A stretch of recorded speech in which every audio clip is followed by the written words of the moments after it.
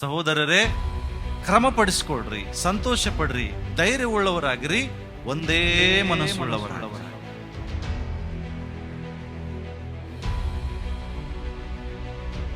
ನೀವು ದೇವರ ದಾಸರಾಗಿದ್ದೀರಲ್ಲ, ಎಲ್ಲರನ್ನು ಸನ್ಮಾನಿಸ್ರಿ.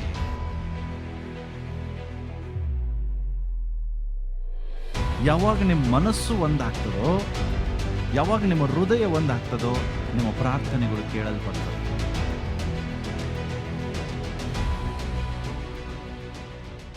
ಹೊಸ ಒಡಂಬಡಿಕೆಯಲ್ಲಿ 60 ಸಾರಿ. ಹಾಗಾದ್ರೆ 60 ಸಾರಿ ಯಾಕೆ ಬರೆಯಲ್ಪಡ್ತು? ಒಬ್ಬರಿಗೊಬ್ಬರು ಅಂದ್ರೆ ಏನೆಲ್ಲ ನಾವು ಮಾಡಬೇಕು, ಒಬ್ಬರಿಗೊಬ್ಬರು ಏನೆಲ್ಲ ನಾವು ಮಾಡಬಾರ್ದು ಅನ್ನುವಂಥ ವಿಷಯಗಳನ್ನ ಆಳವಾಗಿ ನಾವು ಕಲಿಬೇಕು. ಆಗ ಅದರ ಮಹತ್ವ ನಮಗೆ ಅರ್ಥ ಆಗ್ತದೆ. ಓಕೆ, ನಿಮಗೆ ಇನ್ನೊಬ್ಬರ ಅವಶ್ಯಕತೆ ತುಂಬಾ ಇದೆ. ಹಾಗಾಗಿ ಒಬ್ಬರ ಮೇಲೆ ಒಬ್ಬರಿಗೆ ನಮಗೆ ಪ್ರೀತಿ ಇದ್ರೆ ನಾವು ಏನೆಲ್ಲ ಮಾಡಬಹುದು ಅನ್ನುವಂಥದ್ದನ್ನ ಮಾಡ್ಬೋದಲ್ಲ. ಏನೆಲ್ಲ ಮಾಡಬೇಕು, ಏನೆಲ್ಲ ಮಾಡಬಾರ್ದು ಅನ್ನುವಂಥ ಕೆಲವು ವಿಷಯಗಳನ್ನ ನಾನು ನಿಮಗೆ ಹೇಳ್ತೇನೆ. ಅದನ್ನು ನೀವು ನೋಟ್ ಮಾಡಿಕೊಡ್ರಿ. ಫಸ್ಟ್, ನಮಗೆ ಒಬ್ಬರ ಮೇಲೊಬ್ಬರು ಪ್ರೀತಿ ಇದ್ರೆ ಒಬ್ಬರನ್ನೊಬ್ಬರು ಗೌರವಿಸಬೇಕು. ಪಕ್ಕದೊಳಗೆ ಹೇಳ್ರಿ, ಒಬ್ಬರನ್ನೊಬ್ಬರು ಗೌರವಿಸೋಣ. ಏನ್ ಅರ್ಥ? ಗೌರವಿಸೋದ ಅರ್ಥ ಏನ್ ಗೊತ್ತಾ? You need to value someone. Honouring one another means you need to value. ಅವರ ಮೇಲೆ ನಿಮಗೆ ಒಂದು ಗೌರವ, ಅವ್ರನ್ನ ವ್ಯಾಲ್ಯೂ ಮಾಡಬೇಕು. ಅವರು ಬೆಲೆ ಉಳ್ಳಂತ ವ್ಯಕ್ತಿಗಳು ಅಂತ ನೀವು ನೆನೆಸ್ಬೇಕು. ಬಹಳ ಸಾರಿ ಏನ್ ಮಾಡ್ತೇವೆ, ಅವ ಯಾವ ಪ್ರಯೋಜನಕ್ಕೂ ಬರುವುದಿಲ್ಲ, ಅವನು ಉಪಯೋಗ ಇಲ್ಲ, ಒಳ್ಳೆ ಮನುಷ್ಯ ಅಲ್ಲ, ಈ ರೀತಿಯಾಗಿ ನಾವು ನೆನೆಸ್ತೇವೆ. ಬೈಬಲಲ್ಲಿ ಹಂಗೆ ಬರೆದಿಲ್ಲ. ನಾವೆಲ್ಲರೂ ದೇವರ ವಾಕ್ಯವನ್ನು ಓದೋಕೊಳ್ಳೋಣ. ರೋಮಾಪುರದವರಿಗೆ ಬರೆದ ಪತ್ರಿಕೆ 12ನೇ ಅಧ್ಯಾಯ 10ನೇ ವಚನ ಓದ್ರಿ ಬೇಗ. ಕನ್ನಡದಲ್ಲಿ ಇದೆ, ಇಂಗ್ಲಿಷಲ್ಲೂ ಇದೆ.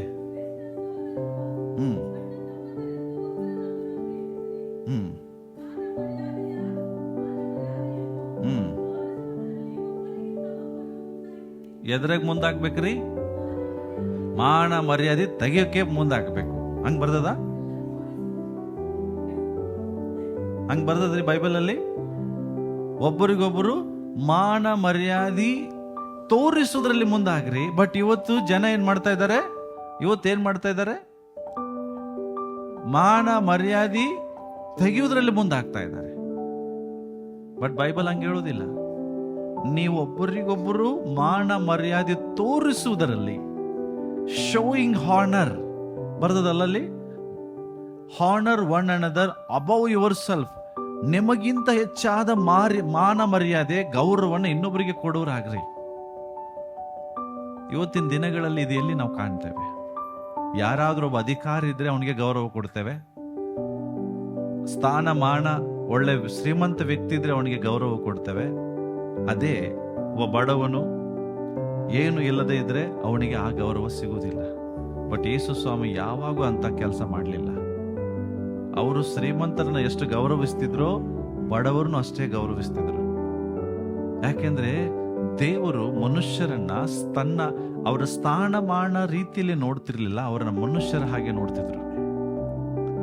ಇಲ್ಲಿ ದೇವರು ವಾಕ್ಯ ಹೇಳ್ತಿದೆ, ನೀವು ಒಬ್ಬರನ್ನೊಬ್ಬರು ಮಾನ ಮರ್ಯಾದೆ ತೋರಿಸುವುದರಲ್ಲಿ ಒಬ್ಬರಿಗಿಂತ ಒಬ್ಬರು ಮುಂದಾಗಿರ್ರಿ.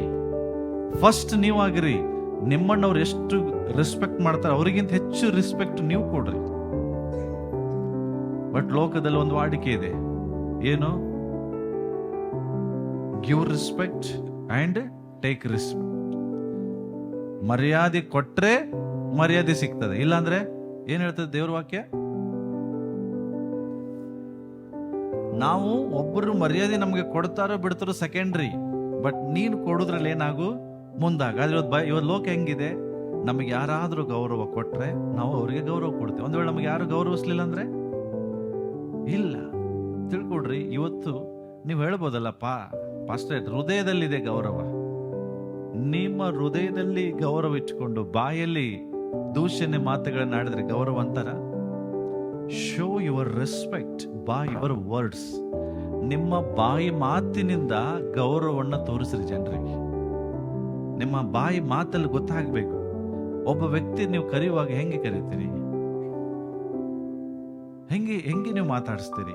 ನಿಮ್ಮ ಬಾಯಿ ಮಾತಿನಲ್ಲಿ ಅವರ ಹೊಗಳಿಕೆಯ ಮಾತುಗಳು ಬರ್ತದೋ, ಅಥವಾ ಯಾವ ರೀತಿಯಾಗಿ ನೀವು ಅವರನ್ನ ಕರಿತೀರಿ?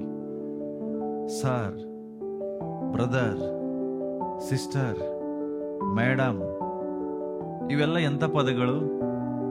ಗೌರವದ ಪದಗಳು. ಇದನ್ನ ಬಳಸ್ತೇವ ನಾವು ಎಲ್ರಿಗೆ? ಅವ, ಇವ, ಅವಳ, ಇವಳ ಹೇಳುದಿಲ್ಲ ಎಷ್ಟೋ ಸಾರಿ ಮನೆಯಲ್ಲಿ. ಕೆಲವು ಜನರು ಮನೆಗಳಲ್ಲಿ ಮಕ್ಕಳಿಗೆ ಪ್ರಾಣಿ ತರ ಕರೀತಾರೆ. ಕರೆಯುವುದಿಲ್ವಾ? ಪ್ರಾಣಿಗೆ ಹೆಸರಿಡಿದು ಕರೆಯೋ ಹಾಗೆ ಪ್ರಾಣಿ ರೀತಿ ಮಕ್ಕಳನ್ನ ಕರೀತಾರೆ. ಮಕ್ಕಳು ತಂದೆ ತಾಯಿಗಳಿಗೆ ಪ್ರಾಣಿ ರೀತಿ ಕರೀತಾರೆ.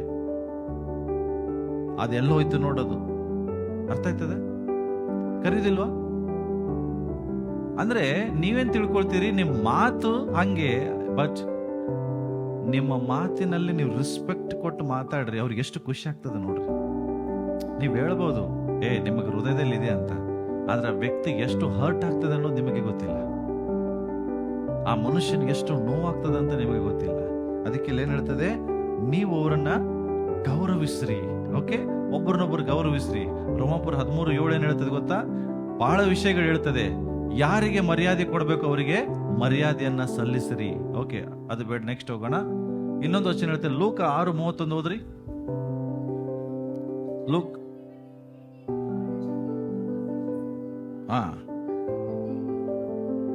ಬೈಬಲ್ ಹೇಳ್ತದೆ, ಜನರು ನಿಮಗೆ ಏನ್ ಮಾಡ್ಬೇಕಂತ ನೀವು ಅಪೇಕ್ಷಿಸ್ತೀರಿ? ಹೌದಲ್ಲ? ನೀವು ಅನ್ಸೋದಿಲ್ಲ ಜನ ನಂಗೆ ರೆಸ್ಪೆಕ್ಟ್ ಕೊಡ್ಬೇಕು, ನನಗೆ ಜನ ಗೌರವಿಸಬೇಕು, ಇದನ್ನ ನೀವು ಬಯಸುದಿಲ್ವಾ? ಹಲೋ, ಇಲ್ಲೇ ಇದ್ದೀರಾ? ಬಯಸುದಿಲ್ವಾ? ಜನರು ನನಗೆ ರೆಸ್ಪೆಕ್ಟ್ ಕೊಡಬೇಕು, ನನಗೆ ಗೌರವ ಕೊಡಬೇಕು, ನನ್ನನ್ನು ಪ್ರೀತಿಸಬೇಕು, ಹೌದಾ? ನನಗೆ ಪ್ರಥಮ ಸ್ಥಾನ ಕೊಡಬೇಕು, ನನ್ನನ್ನು ಯಾವಾಗಲೂ ಮನಸ್ಸಿನಾಗ ಇಟ್ಟುಕೊಳ್ಬೇಕು, ಏನೇ ಫಂಕ್ಷನ್ ಬಂದ್ರು ಮೊದಲು ನನ್ನ ನೆನೆಸ್ಕೊಳ್ಬೇಕು, ನನ್ನನ್ನು ಬಿಟ್ಟು ಏನು ಮಾಡಬಾರ್ದು. ಇದು ನಿಮ್ಮ ಮನಸ್ಸಿನಾಗಿಲ್ವಾ? ಪ್ರಾಮಾಣಿಕವಾಗಿ ಹೇಳ್ರಿಲ್ವಾ? ಇದನ್ನ ನೀವು ಅನ್ಕೋತೀರಿ, ಬಟ್ ಬೈಬಲ್ ಏನ್ ಹೇಳ್ತದೆ? ನೀವೇನೇನು ಅನ್ಕೋತೀರಿ ಅದನ್ನ ಜನರಿಗೆ ಮಾಡ್ರಿ.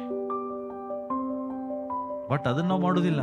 ಬರೀ ನಾವು ಅಷ್ಟೇ ಅನ್ಕೊಳ್ಳೋದು, ನನ್ನನ್ನು ಪ್ರೀತಿಸಬೇಕು ಜಾಸ್ತಿ, ನನಗೆ ಫಸ್ಟ್ ಸ್ಥಾನ ಕೊಡಬೇಕು, ನನಗೆ ಪ್ರಾಮುಖ್ಯತೆ ಕೊಡಬೇಕು, ನನಗೆ ಫೋನ್ ಮಾಡಬೇಕು, ನನಗೆ ಪ್ರೇಸ್ ಲಾರ್ಡ್ ಕೊಡಬೇಕು, ನನಗೆ ಮಾತಾಡಬೇಕು. ನೀವು ಏನು ಅನ್ಕೋತೀರಿ ಅದನ್ನ ಹೋಗಿ ಅವ್ರಿಗೆ ಫಸ್ಟ್ ಮಾಡ್ರಿ. ನಾವು ಭಾಳ ಸರಿ ಹೇಳ್ತೇವಲ್ಲ, ನನಗೆ ಪ್ರೇಸ್ ಲಾರ್ಡ್ ಕೊಡೋದಿಲ್ಲ, ಅವರು ನಂಗೆ ಸರಿ ಮಾತಾಡ್ಸೋದಿಲ್ಲ. ಅವ್ರು ಮಾತಾಡ್ಸೋದಿಲ್ಲಪ್ಪ, ನೀವು ಮಾತಾಡ್ಸ್ರಿ. ಅವ್ರು ನಿಮ್ಮನ್ನು ಪ್ರೀತಿಸೋದಿಲ್ಲ ಅಂತ ನಿಮಗೆ ಅನಿಸ್ತಾ, ಹೋಗಿ ನೀವು ಪ್ರೀತಿ ಮಾಡ್ರಿ. ನೀವೇನೇನು ಅನ್ಕೊಳ್ತಾ ಇದ್ದೀರಿ, ದೇವರ ವಾಕ್ಯ ಹೇಳ್ತಾ, ಅದನ್ನ ನೀವು ಬದಲು ಮಾಡ್ರಿ. ಯಾವಾಗ ಅದನ್ನ ನೀವು ಮಾಡ್ತೀರಿ, ಆಗ ಆಟೋಮೆಟಿಕ್ ಅವ್ರು ನಿಮಗೆ ಮಾಡ್ತಾರೆ. ದೇವರೇ ಮಾಡುವ ಹಾಗೆ ಅವರಿಗೆ ಮಾಡ್ತಾರೆ. ಅವ್ರು ಅನ್ಕೊಳ್ತಾರೆ, ನಾನು ಎಷ್ಟು ಅಡಿಗೆ ಏನೋ ಇವರಿಂದ ಬಚ್ಚಿಟ್ಕೊಂಡು ಹೋಗ್ಬೇಕಂತ ಅನ್ಕೊಳ್ತೀನಿ, ಆದರೂ ಇವ್ರು ನನ್ನನ್ನು ಬಂದು ಮಾತಾಡಿಸ್ತಾರಲ್ಲ, ಇವ್ರು ನನ್ನನ್ನು ಬಿಡುವುದಿಲ್ಲಲ್ಲ ಅಂತವ್ರಿಗೆ ಏನಾಗ್ತದೆ? ಮನಸ್ಸಿನಾಗ ಬಂದು ಬಂದು ಬಂದು ಅವರು ನಿಮ್ಮನ್ನು ಮಾತಾಡಿಸ್ಲಿಕ್ಕೆ ಪ್ರಾರಂಭಿಸ್ತಾರೆ. ನಾನು ಎಷ್ಟು ಇವ್ರಿಗೆ ಮರೆಯಾಗಿ ಹೋಗ್ಬೇಕಂತ ಮಾಡ್ತೇನೆ, ಆದರೂ ಇವರಾಗಲೇ ಬಂದು ಮಾತಾಡಿಸ್ತಾರಲ್ಲ. ನಾನೇನು ಹೇಳ್ತಾ ಇದ್ದೇನೆ ಅಂದ್ರೆ, ಇಂಥ ಒಂದು ವರ್ತನೆ ಕ್ರೈಸ್ತರಲ್ಲಿ ಇರಬೇಕು. ನೀವು ನಿಮಗೆ ಜನ ಏನ್ ಮಾಡ್ಬೇಕಂತ ನೀವು ಬಯಸ್ತೀರಿ ಅದನ್ನ ನೀವು ಮಾಡ್ರಿ. ಸೊ ಅದಕ್ಕೋಸ್ಕರ ನಾವೇನ್ ಮಾಡ್ಬೇಕಂತ, ಒಬ್ಬರಿಗೊಬ್ಬರು ಗೌರವಿಸೋರಾಗಬೇಕು, ಒಬ್ಬರನ್ನೊಬ್ಬರು ಪ್ರೀತಿಸೋರಾಗಬೇಕು. ಓಕೆ, ಒಬ್ಬರನ್ನೊಬ್ಬರು ನಾವು ಗೌರವಿಸೋರಾಗ. ಕೀರ್ತನೆ ಯಾಕೆ ನಾವು ಒಬ್ಬರನ್ನೊಬ್ಬರು ಪ್ರೀತಿಸಬೇಕು? ಇಲ್ಲಿ ಬಹಳ ಇಂಪಾರ್ಟೆಂಟ್ ಒಂದು ವಚನ ಇದೆ.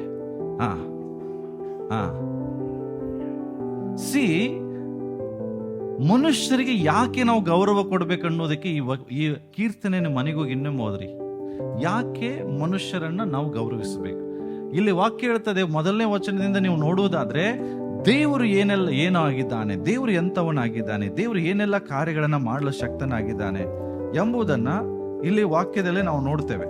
ಇಲ್ಲಿ ನಾವು ನೋಡ್ತೇವೆ, ದೇವರೇ ನಿನ್ನ ನಾಮ ಭೂಲೋಕದಲ್ಲಿ ಎಷ್ಟು ಮಹಿಮೆ ಉಳ್ಳದ್ದು, ಆಕಾಶದಲ್ಲಿ ನನ್ನ ವೈಭವ ಎಷ್ಟು ಪ್ರಕಾಶಪಡಿಸಿದ್ದಿ, ನಿನಗೆ ವಿರೋಧವಾಗಿ ನಿಂತಂತವ್ರು ಯಾರು ಇಲ್ಲ ಅನ್ನುವಂತ ಮಾತನಾಡುವಾಗ 4ನೇ ವಚನಕ್ಕೆ ನೀವು ಬರ್ರಿ. ಮನುಷ್ಯನು ಹಾ ಹ್ಮ್ ಹ್ಮ್ ಹ್ಮ್ ಹ್ಮ್ ದೇವದೂತರಿಗಿಂತ ಹ್ಮ್ ಹ್ಮ್ ಹಲೋ, ದೇವರ ವಾಕ್ಯ ಹೇಳ್ತದೆ, ಮನುಷ್ಯನಿಗೆ ದೇವರೇ ಗೌರವವನ್ನು ಇಟ್ಟಿದ್ದಾರೆ. ದೇವರೇ ಮನುಷ್ಯನ ನೋಡುವಾಗ ಆ ಮನುಷ್ಯನಿಗೆ ಪ್ರಭಾವವನ್ನ, ಮಾನವನ್ನ ಕಿರೀಟವಾಗಿ ದೇವರು ಇಟ್ಟಿದ್ದಾರೆ. ಅಂತ ಮನುಷ್ಯನ ನೀವೇನ್ ಮಾಡ್ತಾ ಇದ್ದೀರಿ? ಅಗೌರವಿಸ್ತಾ ಇದ್ದೀರಿ. ಅವನಿಗೆ ಗೌರವಿಸುವುದಿಲ್ಲ, ಅವನಿಗೆ ರೆಸ್ಪೆಕ್ಟ್ ಕೊಡುವುದಿಲ್ಲ, ಅವನಿಗೆ ಬೇಡವಾದನ್ನ ಮಾತುಗಳನ್ನ ಆಡ್ತೀರಿ. ಸಭೆ ದೇವ ಜನರು ಅನ್ನುವಾಗ ಯಾರು? ದೇವರೇ ಅವರನ್ನ ಸೃಷ್ಟಿ ಮಾಡಿ ದೇವದೂತರಿಗಿಂತ ಸ್ವಲ್ಪ ಕಡಿಮೆಯಾಗಿ ಅವರನ್ನು ಸೃಷ್ಟಿಸಿ ದೇವರೇ ಅವರಿಗೆ ಗೌರವವನ್ನು ಇಟ್ಟಿರುವಾಗ ಮನುಷ್ಯರಿಗೆ ನಾವು ಗೌರವವನ್ನು ಸಲ್ಲಿಸಲೇಬೇಕು ಪ್ರಿಯರೇ. ಅದಕ್ಕೋಸ್ಕರ ನಾನು ಹೇಳ್ತಾ ಇದ್ದೇನೆ, ನಿಮಗೆ ಒಬ್ಬರ ಮೇಲೊಬ್ಬರಿಗೆ ಪ್ರೀತಿ ಇದ್ರೆ ಏನ್ ಮಾಡ್ಬೇಕು? ಒಬ್ಬರನ್ನೊಬ್ಬರು ಗೌರವಿಸಬೇಕು. ಯಾಕೆ? ದೇವರೇ ಆ ವ್ಯಕ್ತಿಗೆ ಗೌರವವನ್ನ ಮಾನ ಪ್ರಭಾವವಾಗಿ ಇಟ್ಟಿದ್ದಾರೆ. ನೋಡ್ರಿ, 1 ಕೊರಿಂಥ 12ನೇ ಅಧ್ಯಾಯದಲ್ಲಿ ದೇವರ ವಾಕ್ಯದಲ್ಲಿ ಹೇಳ್ತದೆ, ನಮ್ಮ ಶರೀರದಲ್ಲಿ ಎಲ್ಲಕ್ಕಿಂತ ಕಡಿಮೆ ಬಳಕೆಗೆ ಬರುವಂತದ್ದು ಪಾರ್ಟ್ ಯಾವುದು? ಬಲಹೀನವಾದದ್ದು ಯಾವುದು? ನಿಮ್ಮ ಶರೀರದಲ್ಲಿ ಬಲಹೀನವಾದದ್ದು ಯಾವುದು? ಯಾವುದಿಲ್ವಾ? ಮಾತಾಡ್ರಿ. ನಿಮ್ಮ ಶರೀರದಲ್ಲಿ ನಿಮಗೆ ತಲೆ ಇದೆ, ಕಣ್ಣಿದೆ, ಮೂಗಿದೆ, ಕೈ ಇದೆ, ಕೈಗೆ ಬೆರಳುಗಳಿದಾವೆ, ಹೌದಾ? ಇದರಲ್ಲಿ ವೀಕ್ ಆದಂತ ಪಾರ್ಟ್ ಯಾವುದು? ವೀಕ್ ಯಾವುದಿಲ್ವಾ? ಎಲ್ಲ ಶಕ್ತಿಶಾಲಿ ಇದೆಯಾ? ಈಗ ನಿಮ್ ಕೆರೆ ಬೆರಳಿಗೆ ಒಂದು ಕೆಲಸ ಕೊಡ್ತಾರೆ, ಮಾಡ್ತದೆ ಇದು? ಅಂದ್ರೆ ವೀಕ್ ಆದದ್ದು ಇಲ್ವಾ ನಿಮ್ ಶರೀರದಲ್ಲಿ? ಬಟ್ ನಿಮ್ಮ ಇದು ನೋಡ್ರಿ, ಕೈ ಪೂರ್ತಿ ಇದು ಶಕ್ತಿಶಾಲಿ. ಇದರಿಂದ ನೀವು ಒಂದು ಹಗ್ಗ ಕಟ್ರಿ ಎತ್ತಬೋದ ಹಿಂಗೆ? ಅದೇ ಈ ಬೆರಳಿಂದ ಎತ್ತಕ್ಕಾಗತ್ತಾ? ಅಂದ್ರೆ ಇದೇನು ನಿಮ್ ಶರೀರದಲ್ಲಿ ಬಲಹೀನವಾದದ್ದು. ಬಟ್ ನಿಮ್ಮ ಶರೀರದಲ್ಲಿ ಬಲಹೀನವಾದದ್ದನ್ನ ನೀನ್ ಬಲಹೀನ ಅಂತ ಅದಕ್ಕೆ ಬೈತಿರ್ತಾರೆ. ಯಾವಾಗಾರು ಬೈತೀರೇನ್ರಿ? ಇಲ್ಲ. ಅದಕ್ಕೆ ಕೆಸರತ್ತಿದ್ರೆ ವಾಶ್ ಮಾಡ್ತೀರಿ. ಜಾಸ್ತಿ ಉಗುರು ಬೆಳಿಲಿಕ್ಕೆ ಕಸ ತುಂಬಿದ್ರೆ ಏನ್ ಮಾಡ್ತೀರಿ? ಕ್ಲೀನ್ ಮಾಡ್ತೀರಿ. ಯಾಕೆ? ನೀವು ನಿಮ್ದೇ ಪಾರ್ಟ್ ಅಂತ ಗೊತ್ತಿದ್ದು ಬಲಹೀನ ಇದ್ರು ಅದಕ್ಕೆ ಏನ್ ಮಾಡ್ತೀರಿ? ರೆಸ್ಪೆಕ್ಟ್ ಕೊಡ್ತೀರಿ, ಗೌರವಿಸ್ತೀರಿ, ಕ್ಲೀನ್ ಮಾಡ್ತೀರಿ. ಮಾಡೋದಿಲ್ವಾ? 4 ಬೆರಳು, ನೀನು 4 ಚಲೋ ಕೆಲಸ ಮಾಡ್ತಿದ್ ಮಾಡಕ್ ಬರುದಿಲ್ಲ ಅಂತ ಇದನ್ನ ಬಿಡ್ತೀರಾ? ಬಿಡುದಿಲ್ಲಲ್ಲ. ವಚನ ಹೋದ್ರೆ 12ನೇದೇ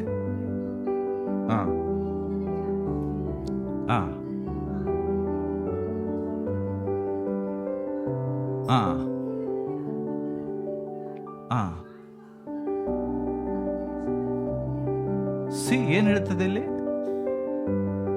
ಅಲ್ಪ ಬೆಲೆ ಉಳ್ಳ ಅಂಗಗಳನ್ನು ಸಹ ಏನಂತ ತಿಳಿಬೇಕಂತೆ? ಅತಿ ಅವಶ್ಯವೆಂದ ತಿಳಿಬೇಕಂತೆ.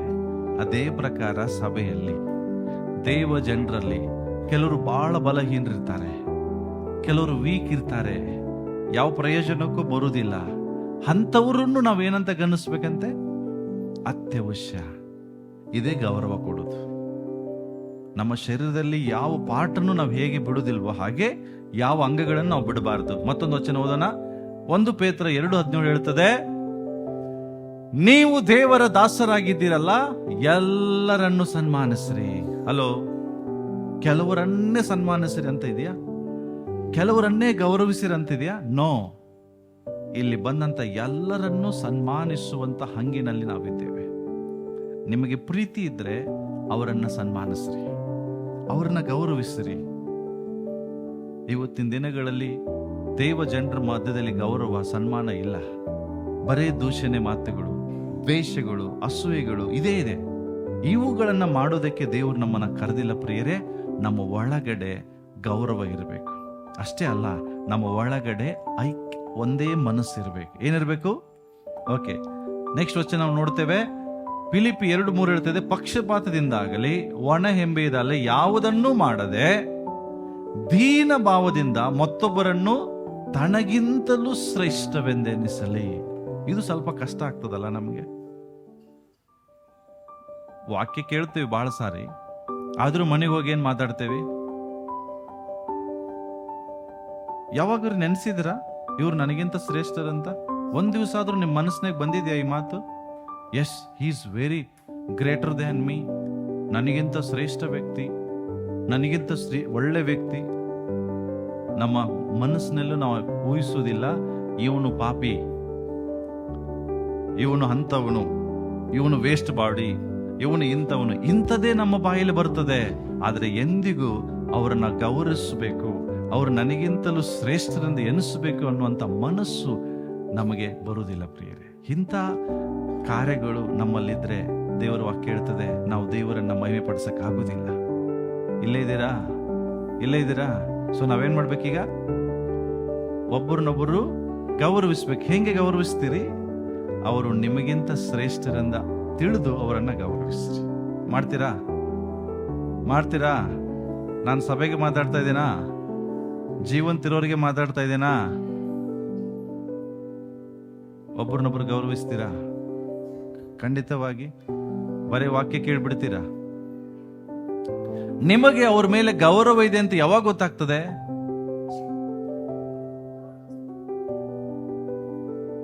ಇವೆಲ್ಲ ಕಾರ್ಯಗಳು ನೀವು ಮಾಡಿದ್ರೆ, ಹೌದಲ್ಲ? ನೀವು ಯಾವಾಗ ಅವರು ಆ ಮನುಷ್ಯ ಸರಿ ಇಲ್ಲ ಅಂತ ನೀವು ಬಾಯಲ್ಲಿ ಹೇಳ್ತೀರಿ, ಅದ್ರ ಅರ್ಥನೇನು? ನಮಗೆ ಅವ್ರ ಮೇಲೆ ಗೌರವ ಹೊರಟೋಯ್ತು. ತಿಳ್ಕೊಡ್ರಿ, ಒಬ್ಬ ದೊಡ್ಡ ಶ್ರೇಷ್ಠ ವ್ಯಕ್ತಿ, ಅಧಿಕಾರಿಯಲ್ಲಿರುವಂತ ವ್ಯಕ್ತಿ ನಿಮ್ ಬಳಿಗೆ ಬಂದಾಗ, ಅವನು ಎಂತವನೇ ಆಗಿರ್ಲಿ, ಅವನು ನೀವೇನ್ ಮಾಡ್ತೀರಿ? ಆದ್ರೆ ಅವನು ಎಂತ ಕೆಟ್ಟ ಕೆಲಸ ಮಾಡಿದ ಏನಾದ್ರು ನಿಮ್ಗೆ ಗೊತ್ತಿರ್ತದ? ಆದ್ರೂ ಅವನನ್ನು ಗೌರವಿಸ್ತೀರಿ. ಯಾಕೆ? ಸ್ಥಾನ ಮಾನ. ಆದ್ರೆ ಏನು ಇಲ್ಲದೆ ಇರುವಂತ ವ್ಯಕ್ತಿ, ಅವನು ಸ್ವಲ್ಪ ಸಣ್ಣ ಮಿಸ್ಟೇಕ್ ಮಾಡಿದ್ರು ಅವನ ಮೇಲೆ ನಮಗೇನಿರುವುದಿಲ್ಲ, ಗೌರವ ಹೊರಟೋಗ್ತದೆ. ಇದು ನಮಗೆ ಮಾಡಬಾರ್ದು. ಇದು ಗೌರವಿಸೋದ್ರ ಕುರಿತಾಗಿ ನಾವು ಕಲ್ತ್ವಿ. ಹಾಗೆ ನಮ್ಮ ಒಳಗಡೆ ಒಂದು ಮನಸ್ಸಿರ್ಬೇಕು. ಏನಿರ್ಬೇಕು? ಒಬ್ಬರ ಒಳಗಡೆ ಒಬ್ಬರಿಗೆ ಏನಿರ್ಬೇಕು? ಸಭೆಯಲ್ಲಿರುವ ಜನರ ಮಧ್ಯದಲ್ಲಿ ಒಮ್ಮನಸ್ಸಿರ್ಬೇಕು. ಇದು ನಾನು ಆಲ್ರೆಡಿ ನಿಮಗೆ ಹೇಳಿದ್ದೇನೆ. ಜಸ್ಟ್ ಒಂದು 2 ವಚನದಲ್ಲಿ ನಿಮಗೆ ಹೇಳಿ ನಾನು ಮುಗಿಸ್ತೇನೆ.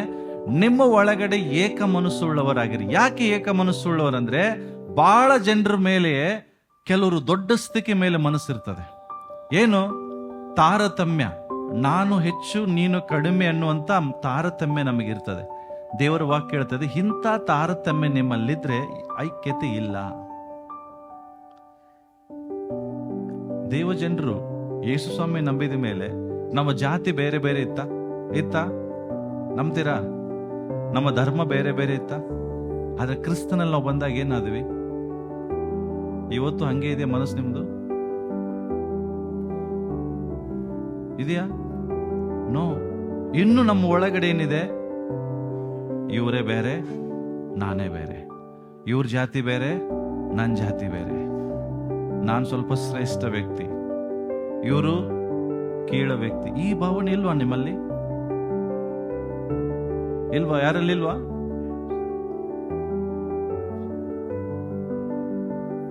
ಹೋಗ್ತಾ ಇಲ್ಲ. ಎಲ್ಲೋ ಒಂದ್ ಕಡೆ ಏನಾಗಿದೆ? ಕುತ್ಕೊಂಡಿದೆ. ಬೈಬಲ್ ಹೇಳ್ತದೆ, ನೀವು ಇನ್ನೂ ಸರಿಯಾಗಿ ಹೊಸದಾಗಿ ಹುಟ್ಟಿಲ್ಲ. ನಮ್ಮ ಜಾತಿ ಧರ್ಮಗಳು ಬೇರೆ ಬೇರೆ ಆಗಿರ್ಬೋದು, ಆದ್ರೆ ಯೇಸು ಕ್ರಿಸ್ತನ ನಂಬುವಾಗ ನಾವೆಲ್ಲರೂ ಕ್ರೈಸ್ತ ಸಹೋದರ ಸಹೋದರರು, ಒಂದೇ ಮನೆಯವರು, ಒಂದೇ ಕುಟುಂಬದವರು ಅಂತ ಯಾವಾಗ ಗೊತ್ತಾಗ್ತದೆ? ನಿಮ್ಮಲ್ಲಿ ಒಂದು ಮನಸ್ಸಿದ್ರೆ. ಕೆಲವರು ಏನ್ ಮಾಡ್ತಾರೆ? ದೊಡ್ಡ ಸ್ಥಿತಿ ಮೇಲೆ ಮನಸ್ಸಿಡ್ತಾರೆ, ದೀನರ ಸಂಗಡ ಬಳಕೆ ಆಗುದಿಲ್ಲ. ನಮ್ ಕ್ಯಾಸ್ಟ್ ಏನಾರು ಫಂಕ್ಷನ್ ಇದ್ರೆ ಅವ್ರ ಜಾತಿ ಜನರಿಗೆ ಜಾಸ್ತಿ ಪ್ರಾಮುಖ್ಯತೆ, ಉಳಿದಂತವರಿಗೆ ಹೊರಗಡೆ. ಈ ರೀತಿಯಾದ ಮನಸ್ಸು ಕ್ರೈಸ್ತರಲ್ಲಿ ಇರಬಾರ್ದು. ಅರ್ಥ ಆಗ್ತದೆ ನಾನು ಹೇಳಿದ ನಿಮಗೆ? ನಾನೊಬ್ಬ ಲಿಂಗಾಯತ್ ಹಿನ್ನೆಲೆಯಿಂದ ಬಂದಿದ್ದೇನೆ. ಹಂಗಂದ್ರೆ ನಾನು ಬರೀ ಲಿಂಗಾಯತರಿಗೆ ಅಷ್ಟೇ ಇದು ಮಾಡ್ತಾ ಹೋಗ್ತೇನೆ? ಕೆಲವ್ರು ಹೇಳ್ತಾರೆ ನಮಗೆ, ಪಾಸ್ಟ್ರೇ ಒಂದು ಗಂಡಿದ್ರು ನೋಡ್ರಿ, ಲಿಂಗಾಯತೆ ಕ್ರಿಶ್ಚಿಯನ್ ಆಗಿರ್ಬೇಕು, ಲಿಂಗಾಯತರಲ್ಲೇ ಯೇಸು ಸ್ವಾಮಿ ನಂಬಿರ್ಬೇಕು ಅಂತವ್ರು ನೋಡ್ರಿ. ನಾನು ಹೇಳ್ತೇನೆ, ಅಂತವ್ರು ಎಲ್ಲಿ ಸಿಗುದಿಲ್ಲ, ಫೋನ್ ಇಟ್ಬಿಡ ಅಂತೇನೆ. ಯೇಸು ಸ್ವಾಮಿ ನಂಬೋದವರು ಅಂತವ್ರೇ ಬೇಕು, ಉಳಿದವ್ರು ಬೇಡ. ಯಾಕೆ? ಇನ್ನೂ ಅವರಲ್ಲಿ ಏನಿದೆ? ಏಕ ಮನಸ್ಸಿಲ್ಲ, ಇನ್ನೂ ಆ ಸ್ಪಿರಿಟ್ ಇದೆ. ಬೈಬಲ್ ಹಂಗೆ ಹೇಳುದಿಲ್ಲ. ಯಹೂದ್ಯರಾಗಲಿ ಗ್ರೀಕಲ್ಲಾಗಲಿ ಅವನು ಕ್ರಿಸ್ತನಲ್ಲಿ ಒಂದೇ ಶರೀರವಾಗುವುದಕ್ಕಾಗಿ ಆತನ ದೀಕ್ಷಾಸನ ತಗೊಂಡಿರ್ತಾನೆ. ನೀನ್ ಕ್ರಿಸ್ತನಲ್ಲಿ ಬಂದ್ಬಿಟ್ರೆ ನೀನ್ ಒಂದು ಶರೀರ, ನಿನ್ನ ಒಳಗಡೆ ಆ ಜಾತ್ಯತೀತ ಸ್ಪಿರಿಟ್ ಹೋಗ್ಬೇಕು. ಇವನ್ ನಮ್ಮ ಭಾರತ ಸಂವಿಧಾನ ಅದೇ ಹೇಳ್ತದೆ, ಜಾತ್ಯತೀತ ಮಾಡಬೇಡ್ರಿ ಎಂಬುದಾಗಿ. ಅದರ ಲೋಕದಲ್ಲಿ ಇರುವ ಸ್ಪಿರಿಟ್ ಇನ್ನೂ ದೇವ ಜನರಲ್ಲಿದೆ. ನಾನು ಇವ್ರ ಜೊತೆಗೆ ಬೆಳಕೆ ಆಗುದಿಲ್ಲ, ಅವ್ರ ಜೊತೆಗೆ ಬಳಕೆ ಆಗುದಿಲ್ಲ, ಇವ್ರ ಜೊತೆಗೆ ಬಳಕೆ ಆಗುದಿಲ್ಲ. ನೋ, ಇನ್ನೂ ನಿಮ್ಮ ಒಳಗಡೆ ಅಂತಿರಬಾರ್ದು. ನಿಮ್ಮನ್ನ ನೀವೇ ಬುದ್ಧಿವಂತರಿಂದ ಎನಿಸ್ಕೊಳ್ಬೇಡ್ರಿ. ನೆಕ್ಸ್ಟ್ ಹೇಳ್ತದೆ, ಸಹೋದರರೇ ಕ್ರಮಪಡಿಸ್ಕೊಳ್ರಿ, ಸಂತೋಷ ಪಡ್ರಿ, ಧೈರ್ಯ ಉಳ್ಳವರಾಗ್ರಿ, ಒಂದೇ ಮನಸ್ಸುಳ್ಳವರಾಗ್ರಿ. ನಿಮ್ಮ ಒಳಗಡೆ ಒಮ್ಮನಸ್ಸು ಬರಲಿ. ಆದಿ ಸಭೆಯವರ ಮನಸ್ಸು ಹೃದಯವು ಒಂದೇ ಆಗಿತ್ತು. ಯಾವಾಗ ನಿಮ್ಮ ಮನಸ್ಸು ಒಂದಾಗ್ತದೋ, ಯಾವಾಗ ನಿಮ್ಮ ಹೃದಯ ಒಂದಾಗ್ತದೋ, ನಿಮ್ಮ ಪ್ರಾರ್ಥನೆಗಳು ಕೇಳಲ್ಪಡ್ತವೆ. ನಿಮ್ಮಲ್ಲಿ ಒಂದು ಮನಸ್ಸಿಲ್ಲ ಆದ್ರೆ ನಿಮ್ಮ ಪ್ರೇಯರ್ ಕೇಳುವುದಿಲ್ಲ. ಪ್ರೇಯರ್ ಅರ್ಥ ಆಗ್ತಾ ಇದೆ ನಾನು ಹೇಳಿದ್ದು? ಓಕೆ, ಈಗ ನೆಕ್ಸ್ಟ್ ಇನ್ನೊಂದಿದೆ. ನೆಕ್ಸ್ಟ್ ಈಗ ನಾವು ಏನು ಮಾಡಬಾರ್ದು, ಒಬ್ಬರಿಗೊಬ್ಬರು ಏನ್ ಮಾಡಬಾರ್ದು. ಒಬ್ಬರನ್ನೊಬ್ಬರು ಗೌರವಿಸಬೇಕು, ಒಬ್ಬರೊಬ್ಬರಲ್ಲಿ ವೈಕ ಮನಸ್ಸುಳ್ಳವನಾಗಿರ್ಬೇಕು. ಹಾಗಾದ್ರೆ ನಾವು ಏನು ಮಾಡಬಾರ್ದು ಹೇಳ್ರಿ ಎಲ್ಲರೂ? Don't criticise one another. ಏನು ಕ್ರಿಟಿಸೈಸ್ ಅಂದ್ರೆ? ಕ್ರಿಟಿಸೈಸ್, ನಿಂದನೆ ಮಾತುಗಳನ್ನ ಆಡಬಾರದು. ಏನ್ ಹೇಳ್ರಿ? ಒಬ್ಬರನ್ನೊಬ್ಬರು ನಿಂದಿಸಬೇಡ್ರಿ. ವಾಕ್ಯ ಓದೋಣ. ಯಾಕೋಬನ ಪತ್ರಿಕೆ 4ನೇ ಅಧ್ಯಾಯ 11ನೇ ವಚನ. ಬೈಬಲ್ ತೆಗಿರಿ. ಏನ್ ಮಾಡ್ಬೇಡ್ರಿ? ಒಬ್ಬರಿಗೊಬ್ಬರು ನಿಂದಿಸಬೇಡ್ರಿ. Don't speak evil of one another. ಒಬ್ಬರ ಮೇಲೆ ಒಬ್ಬರು ನಿಂದನೆ ಮಾತುಗಳನ್ನ ಆಡಬೇಡ್ರಿ. ಯಾವನಾದ್ರೂ ತನ್ನ ಸಹೋದರನ ನಿಂದಿಸಿದರೆ ಅಥವಾ ಸಹೋದರನ ವಿಷಯವಾಗಿ ತೀರ್ಪು ಮಾಡಿದರೆ ಅವನು ಧರ್ಮಶಾಸ್ತ್ರವನ್ನು ನಿಂದಿಸಿದ ಹಾಗಾಯ್ತು. ಬೈಬಲ್ ದೇವರಿಂದ ಬರೆಯಲ್ಪಟ್ಟ ಧರ್ಮಶಾಸ್ತ್ರ. ಇದನ್ನ ನಿಂದಿಸಿದಂಗೆ ನೀವು ಒಬ್ಬ ಸಹೋದರನ ನಿಂದಿಸಿದ್ರೆ, ಅರ್ಥ ಆಗ್ತದೆ ನಾನು ಹೇಳಿ ನಿಮಗೆ? ಏನ್ ನಿಂದಿಸೋದು? ಏನ್ ನಿಂದಿಸೋದು ಅಂದ್ರೆ ಏನು ಹೇಳ್ರಿ? ಹೆಂಗೆ? ನೀನು ಸರಿ ಇಲ್ಲ, ನೀನು ಹಂಗೆ, ನೀನು ಹಿಂಗೆ, ಅವ್ರು ಹಂಗೆ. ಇದೇನು? ಇದು ನಿಂದನೆ. ನೀವೇನ್ ಮಾಡ್ತಾ ಇದ್ದೀರಿ? ಸಹೋದರನ ನಿಂದಿಸ್ತಾ ಇಲ್ಲ, ಧರ್ಮಶಾಸ್ತ್ರಕ್ಕೆ ವಿರೋಧವಾಗಿ ಜೀವಿಸ್ತಾ ಇದ್ದೀರಿ. ಧರ್ಮಶಾಸ್ತ್ರವನ್ನು ನಿಂದಿಸ್ತಾ ಇದ್ದೀರಿ. ಧರ್ಮಶಾಸ್ತ್ರದ ವಿಷಯದಲ್ಲಿ ನಿಂದಿಸುವುದಾದ್ರೆ ಅರ್ಥ ನೀನು ಮನುಷ್ಯನಿಗೆ ತೀರ್ಪು ಮಾಡ್ತಾ ಇಲ್ಲ, ಧರ್ಮಶಾಸ್ತ್ರಕ್ಕೆ ತೀರ್ಪು ಮಾಡ್ತಾ ಇದೆಯಾ, ಬೈಬಲಿಗೆ ತೀರ್ಪು ಮಾಡ್ತಾ ಇದೆಯಾ? ಅರ್ಥ ಆಗ್ತದೆ ನಾನು ಹೇಳಿದ್ದು? ನಿಂದಿಸುವಂತ ಕಾರ್ಯಗಳು, ಒಬ್ಬ ವ್ಯಕ್ತಿಯನ್ನು ನೋಯಿಸುವಂಥದ್ದು, ಇನ್ಸಲ್ಟ್ ಮಾಡುವಂಥದ್ದು, ಈ ಕಾರ್ಯಗಳನ್ನ ಮಾಡಬೇಡ್ರಿ. ನಾನು ಹೇಳ್ತಾ ಇಲ್ಲ, ಬೈಬಲ್ ಹೇಳ್ತಾ ಇದೆ. ಸಹೋದರರೇ ಒಬ್ಬರನ್ನೊಬ್ಬರು ಏನ್ ಮಾಡ್ಬೇಡ್ರಿ? ನಿಂದಿಸಬೇಡ್ರಿ. ನಿಂದಿಸುದ ಅರ್ಥ ಆತನ ವಿಷಯದಲ್ಲಿ ನೀನು ತೀರ್ಪು ಮಾಡ್ತಾ ಇದೀಯ. ಬಟ್ ದೇವರು ನಿನ್ನನ್ನು ತೀರ್ಪು ಮಾಡ್ಲಿಕ್ಕೆ ಕರೆದಿಲ್ಲ. ಅವನು 7 ಸಾರಿ ಬಿದ್ರು ದೇವರು ಅವನನ್ನು ಎಬ್ಬಿಸಲಿಕ್ಕೆ ಶಕ್ತನಾಗಿದ್ದಾನೆ. ಅವನ ಬಗ್ಗೆ ನೀನು ತೀರ್ಪು ಮಾಡ್ಲಿಕ್ಕೆ ನಿನಗೆ ಅಧಿಕಾರ ಇಲ್ಲ. ನೀನು ಅವನಿಗೆ ಪ್ರಾರ್ಥನೆ ಮಾಡು. ಮುಂದಿನ ವಾರ ನಾನು ಹೇಳ್ತೇನೆ ಅಂಥವ್ರಿಗೆ ಏನ್ ಮಾಡ್ಬೇಕು ನಾವಂತ. ಒಬ್ಬ ವ್ಯಕ್ತಿ ತಪ್ತಾ ಇದ್ದಾನೆ, ಅವನಿಗೆ ಏನ್ ಮಾಡ್ಬೇಕಂತ ಬೈಬಲ್ ಹೇಳ್ತದೆ. ನಿಮ್ಮ ದೃಷ್ಟಿಯಲ್ಲಿ ಅವನು ದೇವರಿಗೆ ವಿರೋಧವಾಗಿ ನಡೀತಾ ಇದ್ರೆ ಅವನನ್ನ ಹೇಗೆ ನೀನು ಇನ್ಸ್ಟ್ರಕ್ಟ್ ಮಾಡಬೇಕು, ಅವನನ್ನು ಹೇಗೆ ನೀನು ಟೀಚ್ ಮಾಡಬೇಕು ಅನ್ನುವಂಥದ್ದು ನಾನು ನೆಕ್ಸ್ಟ್ ವೀಕ್ ಹೇಳ್ತೇನೆ. ಬಟ್ ನಿನ್ನನ್ನು ದೇವರು ಕರೆದಿದ್ದು ನಿಂದಿಸುವುದಕ್ಕಲ್ಲ, ತೀರ್ಪು ಮಾಡುವುದಕ್ಕೆ ಅಲ್ಲ. ನೆಕ್ಸ್ಟ್ ಹೇಳ್ತದೆ ರೋಮಾಪುರ 14:13 ಹೇಳ್ತದೆ, ಆದ ಕಾರಣ ಒಬ್ಬರ ಮೇಲೆ ಒಬ್ಬರು, ಒಬ್ಬರ ವಿಷಯದಲ್ಲಿ ಒಬ್ಬರು ಏನ್ ಮಾಡಬೇಡ್ರಿ? ತೀರ್ಪು ಮಾಡದೇ ಇರೋಣ. ಅದಕ್ಕೆ ಬದಲಾಗಿ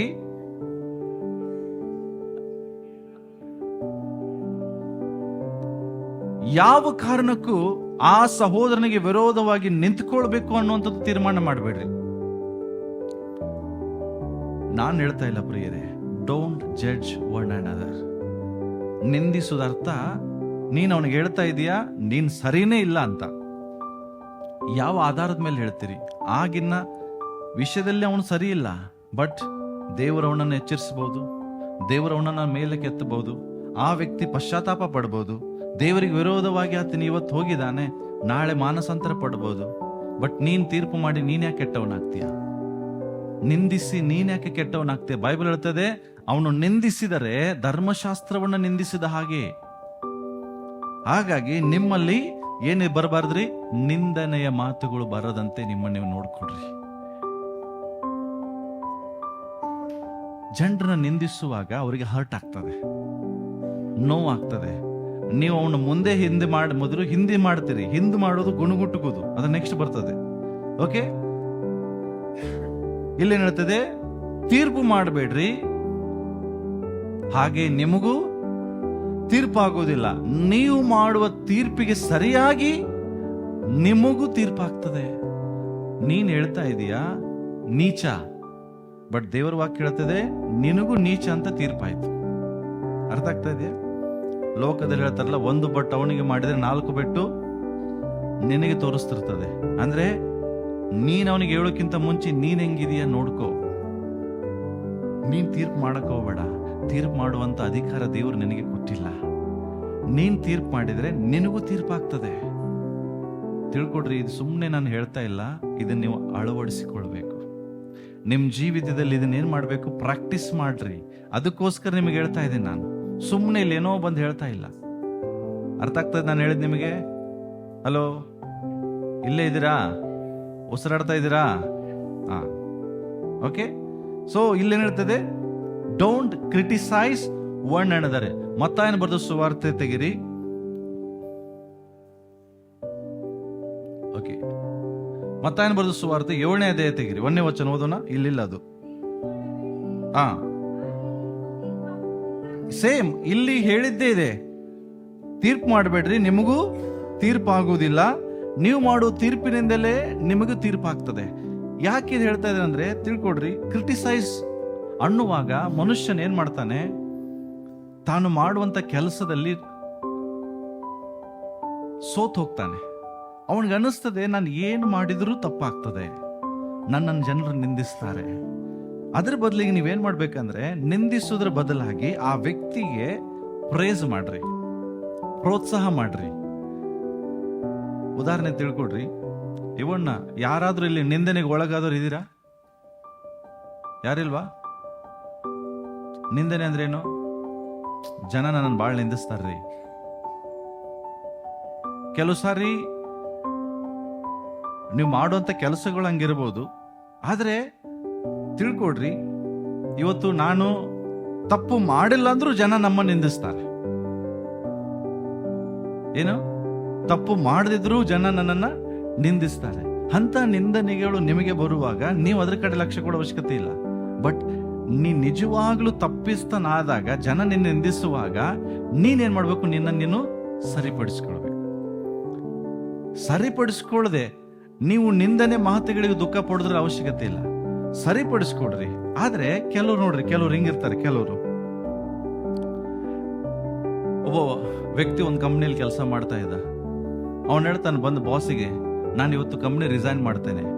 ಯಾಕೆ? ಏನ್ ಹೇಳ್ತಾ ಇದ್ದೇನೆ? ಕಂಪ್ನಿ ನಾನು ಇವತ್ತು ರಿಸೈನ್ ಮಾಡ್ತೇನೆ. ಯಾಕೆ ಅಂದ್ರೆ ನನಗೆ ಈ ಮಾತುಗಳು ಕೇಳಿಸ್ಕೊಳಕ್ ಆಗಲ್ಲ. ಯಾವುದು? ಈ ಆಫೀಸಲ್ಲಿ ಒಬ್ಬೊಬ್ರೊಬ್ಬರು ಮಾತಾಡುವಂಥದ್ದು, ಒಬ್ರನ್ನೊಬ್ರು ಬೈಯುವಂಥದ್ದು, ನನ್ನ ಬಗ್ಗೆ ನೋಡಿಕೊಂಡು ಜನ ಸರಿ ಇಲ್ಲ ನೀನು ಹಂಗೆ ನೀನಂತ ಗೇಲಿ ಮಾಡುವಂಥದ್ದು ನನಗೆ ಇಷ್ಟ ಆಗುದಿಲ್ಲ. ಅದಕ್ಕೆ ನಾನು ಕಂಪನಿ ಬಿಟ್ಬಿಡ್ತೇನೆ, ನನಗೆ ನನ್ನ ಕೆಲಸದ ಮೇಲೆ ಕಾನ್ಸಂಟ್ರೇಟ್ ಮಾಡೋಕ್ಕಾಗಲ್ಲ. ಈ ರೀತಿಯಾದ ಕೆಲವು ಸಾರಿ ನಿಂದನೆಗಳು ಬರ್ತದೆ. ಏನು? ಕೆಲವು ಸಾರಿ ನಮ್ಮನ್ನ ಅವಹೇಳನ ಮಾಡ್ತಾರೆ, ಗೇಲಿ ಮಾಡ್ತಾರೆ.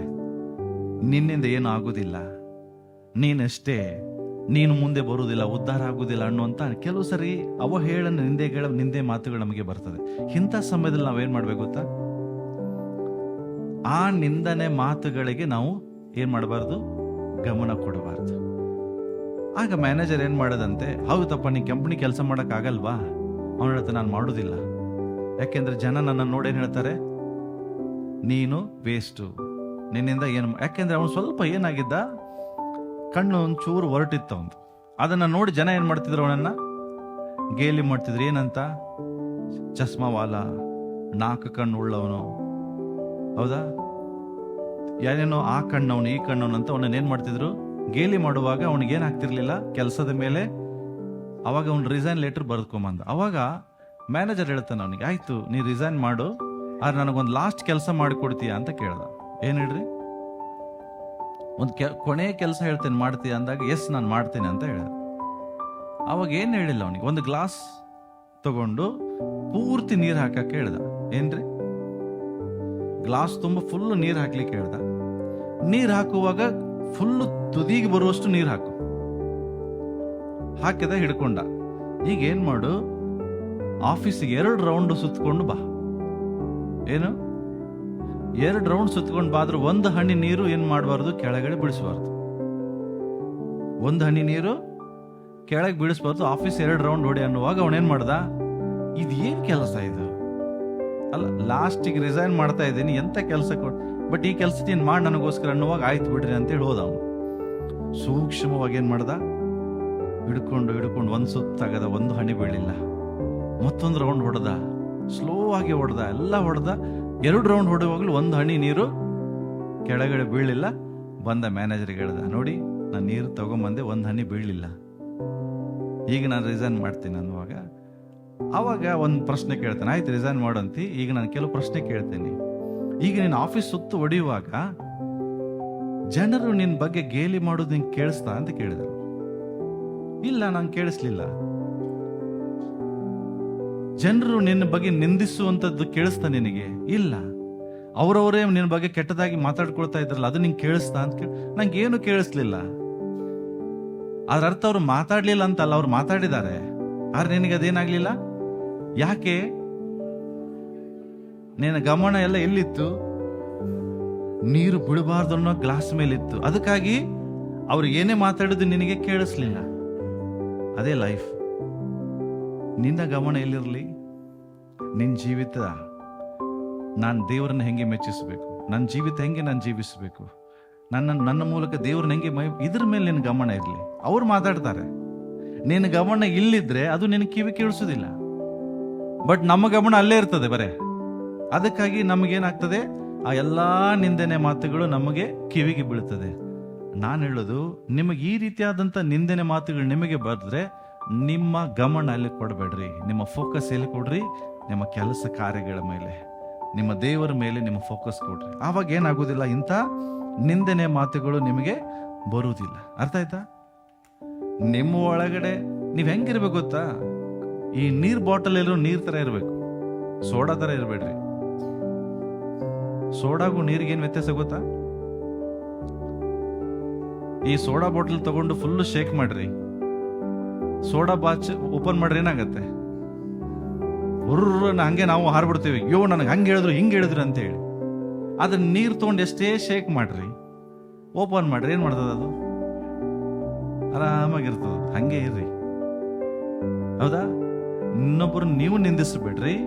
ಯಾರು ನಿಮ್ಮನ್ನು ನಿಂದಿಸುವಾಗ ಅದ್ರ ಕಡೆ ಗಮನನೂ ಕೊಡ್ಬೇಡ್ರಿ. ಯಾರೋ ಒಂದ್ ಸಣ್ಣ ಮಾತಾಡಿರ್ತಾರೆ, ಇವರು ಸೋಡಾ ಅಲ್ಲ ಕೊಕೊಕೋಲಾ ಆಗ್ಬಿಡ್ತಾರೆ. ಇನ್ನೂ ಪವರ್ಫುಲ್, ಇವ್ರ ಒಳಗಡೆ ಸ್ಪಿರಿಟ್ ಚಾಲು ಆಗಿ ನನಗೆ ಹಂಗೆ ಹೇಳಿದ್ರು ಹಿಂಗೆ ಹೇಳಿದ್ರು. ನಿಮಗೆ ಗೊತ್ತಾ ನಮಗೆ ಹೆಂಗೆ ಮಾತಾಡ್ತಾರೆ ಜನ ಅಂತ? ನಮ್ಮನ್ನು ಬಿಡ್ತಾರ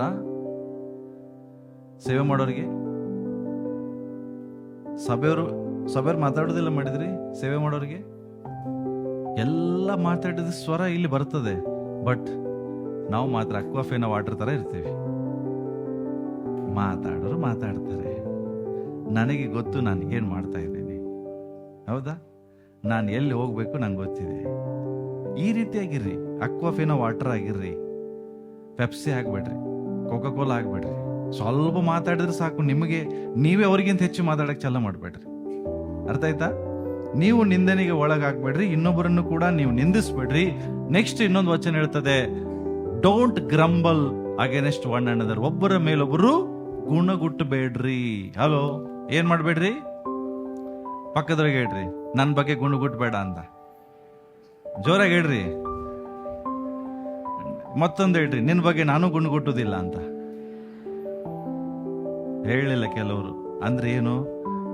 ನಾನು ಹೇಳ್ತೀನಿ ಅಂತ. ಮತ್ತೊಮ್ಮೆ ಹೇಳ್ರಿ, ನನ್ನ ಬಗ್ಗೆ ಗುಣಗುಟ್ಟು ಬೇಡ, ಜೋರಾಗಿ ಹೇಳ್ರಿ. ಮತ್ತೆ ಹೇಳ್ರಿ, ನಿನ್ನ ಬಗ್ಗೆ ನಾನು ಗುಣಗುಟ್ಟುವುದಿಲ್ಲ. ನಾನು ಹೇಳುದಿಲ್ರಿ, ದೇವರ ವಾಕ್ಯ ಹೇಳ್ತದೆ. ಏನ್ರಿ? ಯಾಕೋಬ 5:9 ಹೇಳ್ತದೆ, ಸಹೋದರರೇ, ನಿಮ್ ಬೈಬಲಲ್ಲಿ ಬರ್ದದಾ? ತೆಗಿರಿ, ನಿಮ್ ಬೈಬಲಲ್ಲಿ ಬರ್ದ್ರೆ ತೆಗಿರಿ.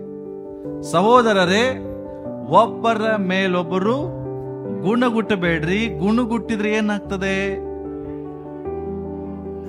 ಬೇಕಾ ನಿಮಗಿದು? ನ್ಯಾಯ ವಿಚಾರಣೆ ಮೇಲೆ ನಿಲ್ಲಕ್ ಮನಸ್ಸಿದೆಯಾ? ಮನಸ್ಸಿದ್ರೆ ಗುಣಗುಟ್ರಿ ಒಬ್ಬರ ಮೇಲೊಬ್ರು. ನ್ಯಾಯ ವಿಚಾರಣೆ ನಿಲ್ಲಕ್ಕೆ ಮನಸ್ಸಿಲ್ಲ ಅಂದ್ರೆ ಸುಮ್ಮನಿರ್ರಿ, ಗುಣಗುಟ್ಟಬೇಡ್ರಿ. ನ್ಯಾಯ ವಿಚಾರಣೆಗೆ ಗುರಿಯಾದಿರಿ. ಅಗೋ ನ್ಯಾಯಾಧಿಪತಿಯು ಎಲ್ಲಿದ್ದಾನೆ? ಒಬ್ಬರ ಬಗ್ಗೆ ಅವರು ಗುಣಗುಟ್ಟುವಾಗ ಈ ವಾಕ್ಯವನ್ನು ನೆನಪು ಮಾಡಿಕೊಡ್ರಿ. ನಾನು ಒಬ್ಬರ ಮೇಲೆ ಗುಣಗುಟ್ಟಿದ್ರೆ ಏನಾಗ್ತದೆ? ನನಗೆ ನ್ಯಾಯ ತೀರ್ಪಾಗ್ತದೆ. Very dangerous. Do not grumble against one another brother. Okay, lest you be condemned. Behold the judge is standing at the door. ನ್ಯಾಯವನ್ನು ತೀರಿಸುವ ದೇವರು ಎಲ್ಲಿ ನಿಂತಿದ್ದಾರೆ? ನಿಮ್ಮ ಮನೆ ಮುಂದೆ ನಿಂತಿದ್ದಾರೆ. ಹುಷಾರಾಗಿರ್ರಿ. ಫಿಲಿಪಿ 2:14 ಏನ್ ಹೇಳ್ತದೆ? ಫಿಲಿಪಿ 2:14 ಏನ್ ಹೇಳ್ತದೆ? ಹಲೋ, ಗುಣಗುಟ್ಟದೆ, ವಿವಾದಗಳಿಲ್ಲದೆ ಎಲ್ಲವನ್ನ ಮಾಡ್ರಿ. ಏನಾದ್ರೂ ಮಾಡುವಾಗ ಗುಣಗುಟ್ಬಿಡ್ರಿ, ವಡ ವಡ ವಡ ವಡ ಅಂತೇಳಿ. ಏನಾದ್ರು ಒಂದು ಕೆಲಸ ಕೊಟ್ರೆ ನಾನೇ ಕಾಣ್ತೇನೆ ಪಾಸ್ಟ್ರಿಗೆ, ಯಾರು ಕಾಣುವುದಿಲ್ಲ, ನನಗೆ ಹೇಳ್ತಾರೆ ಎಲ್ಲ, ಈ ತರ ಹೇಳ್ಕೊಂಡು ಕೆಲಸ ಮಾಡ್ಬಿಡ್ರಿ. ಮಾಡಕ್ ಮನಸ್ಸಿಲ್ಲ ಅಂದ್ರೆ ಡೈರೆಕ್ಟ್ ಆಗಿ ಹೇಳ್ರಿ ನಂಗೆ ಆಗೋದಿಲ್ಲ ಅಂತ. ಆದ್ರೆ ಕೆಲವ್ರು ಏನ್ ಮಾಡ್ತಾರೆ? ನಾನೇ ಕಾಣ್ತೇನೆ, ಇವರಿಗೆ ಬೇರೆ ಯಾರು ಕಾಣೋದಿಲ್ಲ, ಸುಮ್ಮನೆ ಗುಣಗುಟ್ಟುವುದು. ಆದ್ರೆ ನಿಮಗೆ ಯಾಕೆ ಕೆಲಸ ಕೊಟ್ಟಿರ್ತಾರ ಅನ್ನೋಂಥ ಆಲೋಚನೆ ಮಾಡೋ ಶಕ್ತಿ ನಿಮಗಿರುವುದಿಲ್ಲ. ನಿಮಗೆ ಯಾಕೆ ದೇವರು ಅದನ್ನ ಹೇಳಿದ್ರು? ಗುಣಗುಟ್ಟುವುದು ನ್ಯಾಯ ವಿಚಾರಣೆಗೆ ಒಳಗಾಗೋದು ಒಂದೇ, ಗುಣಗುಟ್ಟುವುದು ನರಕದ ಬಾಗಿಲಿಗೆ ಹೋಗುವುದು ಒಂದೇ. ನಾನು ಹೇಳ್ತಾ ಇಲ್ಲ, ಬೈಬಲ್ ಹೇಳ್ತದೆ. ಎಷ್ಟು ಡೇಂಜರ್ ಇದೆ. ಅಷ್ಟೋ ಸಾರಿ ಗೊತ್ತಿಲ್ಲ ಇದನ್ನೇ ಮಾಡ್ತೀವಲ್ಲ, ಗುಣಗುಟ್ಟುವುದು. ಗುಣಗುಟ್ಟುದು ಅಂದ್ರೆ ಏನ್ ಹೇಳ್ರಿ? ಆ ವ್ಯಕ್ತಿ ಇಲ್ಲದೆ ಇರುವಾಗ ಆ ವ್ಯಕ್ತಿ ಬಗ್ಗೆ ಮಾತಾಡೋದೇ ಗುಣಗುಟ್ಟುದು. ಅರ್ಥ ಆಯ್ತಾ? ಇನ್ನೊಂದೇನು, ಇಸ್ರಾಯೇಲರು ಗುಣಗುಡ್ತಿದ್ರು, ಗೊತ್ತಾ ನಿಮಗೆ? ಯಾರಿಗೆ? ಮೋಶೆ ಯಾರು? ದೇವರಿಂದ ನೇಮಕಗೊಂಡಂತ ಒಬ್ಬ ಲೀಡರ್. ಅವನಿಗೆ ಬಿಟ್ರೆ ಜನ ನೀರಡಿಕೆ ಆಯ್ತು, ನೀರಿಲ್ಲ. ಹೋದ್ರಿ? ವಿಮೋಚನೆ ಕಾಂಡ 17:3.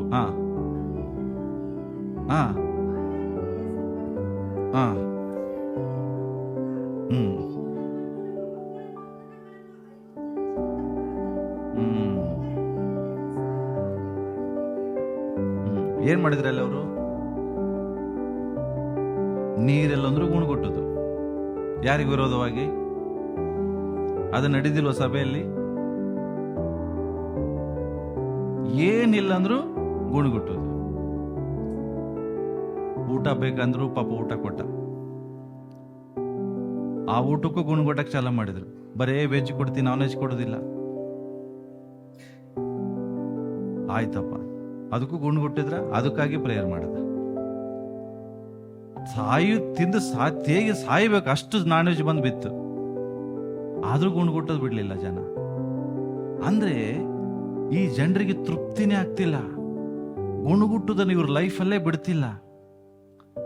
ಇವತ್ತು ಜನ ಇಂಥ ಒಳ್ಳೆ ಸಭೆ ದೇವರು ಕೊಟ್ಟರು, ಗುಣಗುಟ್ಟುದು ಮಾತ್ರ ಏನ್ ಮಾಡೋದಿಲ್ಲ, ಬಿಡುವುದಿಲ್ಲ. ಅದಿಲ್ಲ, ಇದಿಲ್ಲ, ಹಂಗಿದೆ, ಹಿಂಗಿದೆ. ನಿಮಗೇನ್ ಇದ್ರ ಎಷ್ಟು ಡೇಂಜರ್ ಇದೆ ಗೊತ್ತಾ ಗುಣಗುಟ್ಟುದು? ಯಾವ ಇಸ್ರಾಯೇಲರು ಮೋಶೆಗೆ ವಿರೋಧವಾಗಿ ಗುಣಗುಟ್ಟಿದ್ರೋ ಅವ್ರು ಯಾರು ವಾಗ್ದಾನ ದೇಶ ಸೇರಲಿಲ್ಲ. ಅಂದ್ರೆ ಏನು? ಮಾರ್ಗದಲ್ಲೇ ನಾಶವಾಗಿ ಹೋದ್ರು. ಗುಣಗುಟ್ಟಿದ ಜನರು ದೇವರು ವಾಗ್ದಾನ ಮಾಡಿದಂತ ವಾಗ್ದಾನ ದೇಶಕ್ಕೆ ಹೋಗ್ಲಿಲ್ಲ. ಅಷ್ಟು ಡೇಂಜರಸ್ ಇದೆ ಯಾವುದು ಗುಣಗುಟ್ಟುದು. ಆದ್ರೂ ನಾವು ಬಿಡುವುದಿಲ್ಲ. ಸೊ ದಯಮಾಡಿ ಹೇಳ್ತೇನೆ, ಇಂಥ ಒಂದು ಗುಣಗಳು ನಮ್ಮಲ್ಲಿದ್ರೆ ಅದನ್ನು ಬಿಟ್ಟು ಬಿಡ್ರಿ. ಇದರಿಂದ ನಿಮ್ಗೆ ಆಶೀರ್ವಾದ ಸಿಗುವುದಿಲ್ಲ. ಇದರಿಂದ ನಿಮಗೆ, ನಾನು ನಿನ್ನೆ ದಿವಸ ವಿಶೇಷವಾಗಿ ವರ್ಷಿಪ್ ಟೀಮ್ ಅವರಿಗೆ ಕೂತ್ಕೊಂಡು ಮಾತಾಡ್ತಿದ್ದೆ. ದೇವರ ಸೇವೆ ಮಾಡೋರಲ್ಲ ನೀವೆಲ್ಲ, ವರ್ಷಿಪ್ ಇನ್ಸ್ಟ್ರೂಮೆಂಟ್ ನುಡಿಸುವಂಥದ್ದು, ವಿಡಿಯೋ ಮಾಡುವಂಥದ್ದು, ಹಾಡು ಹಾಡುವಂಥದ್ದು, ಇವೆಲ್ಲ ಏನು? ದೇವರ ಸೇವೆ ಮಾಡುವಂಥದ್ದು. ಬೈಬಲ್ ಅವರಿಗೆ ಓದಿಸಿದೆ, ದೇವರ ಸೇವೆ ಮಾಡುವ ದೇವ ಸೇವಕರು ಹೆಂಗಿರ್ಬೇಕು, ಅವರ ಒಳಗಡೆ ಎಂತೆಂಥ ಗುಣಗಳಿರ್ಬೇಕಂತ ಅವ್ರಿಗೆ ಓದಿಸಿದೆ. ಯಾಕೆ? ದೇವರ ಸೇವೆ ಮಾಡ್ತಾ ಇದ್ದೀರಿ ನೀವು. ದೇವರ ಸೇವೆ ಮಾಡೋನು ನಿಂದಾರಹಿತನಾಗಬೇಕು. ಅವನ ಮೇಲೆ ಕಂಪ್ಲೇಂಟ್ಗಳು ಬರಬಾರದು.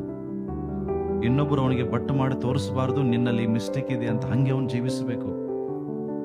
ನಿಮ್ಮಲ್ಲಿ ಹಂಗಿದೆಯಾ ಅಂತ ಕೇಳಿದೆ ಅವ್ರಿಗೆ. ನೀವು ದೇವ ಸೇವೆ ಮಾಡ್ತಾ ನೀವು ಹಿಂದೆ ಗುಣಗುಟ್ಟಿದ್ರೆ ನಿಮ್ಮ ಒಳಗಡೆ ಏಕ ಮನಸ್ಸಿದೆಯಾ ಅಂತ ಕೇಳಿದೆ. ಯಾಕೆ ಇಲ್ಲಿ ನಿಂತುಕೊಳ್ಳೋದು ಸಾಮಾನ್ಯವಾದದ್ದಲ್ಲ ಪ್ರಿಯರೇ. ಫಸ್ಟ್ ನ್ಯಾಯ ತೀರ್ಪು ನಿಮಗಾಗಲ್ಲ. ಫಸ್ಟ್ ಜಡ್ಜ್ಮೆಂಟ್ ಸೇವಕರು. ನೀವೇನ್ ಪ್ರೀಚ್ ಮಾಡಿದೀಯಪ್ಪ ಅದ್ರ ಪ್ರಕಾರ ನೀವಿದ್ದೀರಾ? ಅರ್ಥ ಆಗ್ತದೆ? ಅದಕ್ಕೆ ಅವ್ರಿಗೆ ಹೇಳಿದೆ, ಸ್ಟೇಜ್ ಮೇಲೆ ನಿಂತುಕೊಳ್ಳೋದು ಸಣ್ಣ ಕೆಲಸ ಅಲ್ಲ. ಫಸ್ಟ್ ನ್ಯಾಯ ತೀರ್ಪು ಸೇವೆ ಮಾಡೋರಿಗೆ. ಅದಕ್ಕಾಗಿ ನಿಮ್ಮ ಬಗ್ಗೆ ನೀವು ಎಷ್ಟು ಎಚ್ಚರವಾಗಿರಬೇಕು. ನಮ್ಮಲ್ಲಿ ಇನ್ನೂ ಗುಣಗುಟ್ಟುವಿಕೆ, ದೇವರಿಗೆ ವಿರೋಧವಾದಂಥ ಕಾರ್ಯಗಳು ಇವೆಲ್ಲ ಇರುವಾಗ ಏನಾಗ್ತದೆ? ಗುಣಗುಟ್ಟದ ಅರ್ಥ ಏನು ಗೊತ್ತಾ? ನಿಮ್ಮ ಸಿಟ್ಟು ತೋರಿಸೋದು. ಏನು ಮಾಡಕ್ಕಾಗೋದಿಲ್ಲ. ಅಟ್ಲೀಸ್ಟ್ ಮೋಶೆಗೆ ವಿರೋಧವಾಗಿ ಭಯಂಕರ ಸಿಟ್ಟಿದ್ರು ಅವರು. ಹೆಂಗೆ ತೋರಿಸ್ಕೊಂಡ್ಬಿಟ್ರೆ ಹಿಂಗೆ. ನಾನು ಹೇಳ್ತೀನಿ, ಇಂಥ ಕಾರ್ಯಗಳು ನಿಮ್ಮಲ್ಲಿ ಇರಬಾರ್ದು. ಇದು ದೇವರಿಗೆ ಇಷ್ಟವಿಲ್ಲ. ಸೊ ಒಬ್ಬರಿಗೊಬ್ಬರು ಏನ್ ಮಾಡಬಾರ್ದು? ಈಗ ಗುಣಗುಟ್ಬೇಡ್ರಿ. ಒಬ್ಬರಿಗೆ ವಿರೋಧವಾಗೊಬ್ಬರು ನಿಂದನೆ ಮಾತುಗಳನ್ನ ಆಡಬೇಡ್ರಿ. ಒಬ್ಬರಿಗೆ ವಿರೋಧವಾಗೊಬ್ಬರು ಚಾಡಿ ಮಾತುಗಳನ್ನು ಸಹ ಹೇಳಬೇಡ್ರಿ. ಇದು ದೇವರಿಗೆ ವಿರೋಧವಾದದ್ದು.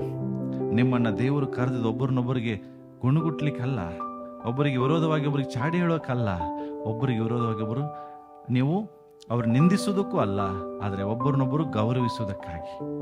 ಓಕೆ, ನೆಕ್ಸ್ಟ್ ಹೇಳ್ತದೆ, ಒಬ್ಬರನ್ನೊಬ್ಬರು ಸಬ್ಮಿಟ್ ಮಾಡಿಕೊಡ್ರಿ. ವಾಕ್ಯ ಓದೋಣ. ಸಬ್ಮಿಟ್ ಅಂದ್ರೆ ಏನು? ಸಮರ್ಪಿಸ್ಕೊಳ್ಳೋದು. ಓಕೆ, ವಿನಯ ಉಳ್ಳವರಾಗಿ ನಡೆದುಕೊಳ್ಳೋದು.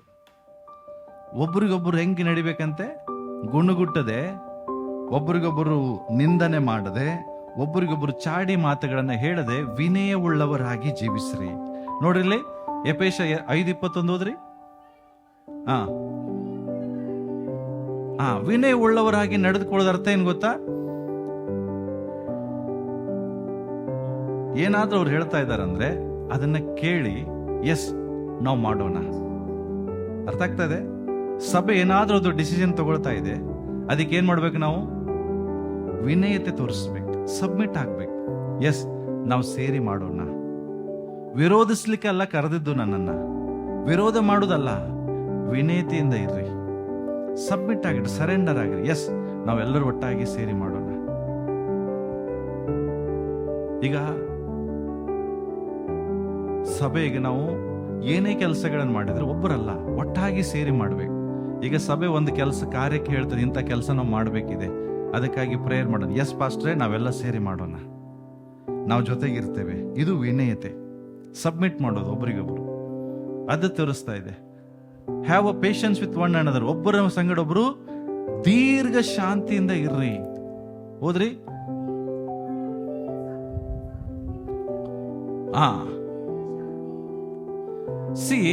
ನಿಮಗೆ ವಿನಯತೆ ಇದ್ರೆ ಆ ವಿನಯತೆ ಸಾತ್ವಿಕತ್ವದಿಂದ ನಿಮಗೇನ್ ಮಾಡ್ತದೆ? ದೀರ್ಘ ಶಾಂತಿ ಕಡೆಗೆ ನಡೆಸ್ತದೆ.